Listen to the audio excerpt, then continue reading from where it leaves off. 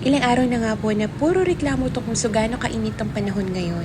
Pero pansin niyo ba, recently, ang ganda-ganda ng buwan. Minsan po talaga ay kailangan natin maghanap ng mga positive dun sa mga panahon na hindi natin nagugustuhan. Tulad ng tindi ng init ng panahon ngayon. Isa nga po sa mga measures na ginawa ng DepEd ay mas paagahin yung klase para mas maaga din silang makauwi during lunch break. Kaya syempre, mas inagahan ko yung aking alarm clock. Pero minsan nga po ay mas nauunahan ko pa po yan. Katulad po ngayon, it's only 5 a.m. and nakita ko sa labas ay meron pang buwan and ang ganda niyan tignan. So, napalabas ako ng aming bahay for a closer look. So, that's the good side of waking up early. Kasi 'di ba pag medyo tanghali na tayo nagising, parang dragging yung feeling. And parang ang bigat niya sa katawan. Kaya ang sarap ng pakiramdam na magising ng umaga and then sasalubungin ka nung medyo misty breeze pag umaga. Lalo na po dito sa amin, malapit po kami sa dagat. Yan nga pong pinapakita ko ay yung dagat po yan. Dahil dito mukhang magiging morning person na ako.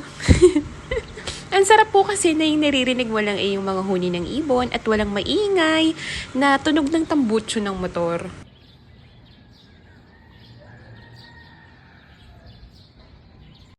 As in literal, nakakabangon ko nga lang po dyan. Diretso po ako sa labas kasi ang ganda-ganda ng buwan.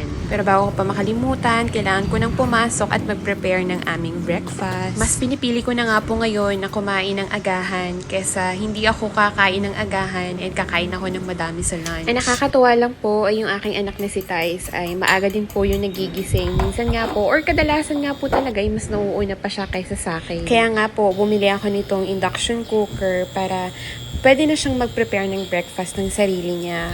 Kasi dati po ay mahilig po talaga siya sa rice during breakfast. Pero recently ay masyado siyang naging conscious sa mga kinakain niya. Naku, nagbibinata na po talaga. May binata na po talaga. Kaya naman hindi ko matansya kung magluluto ba ako ng madami. Kasi minsan ay hindi talaga siya kakain.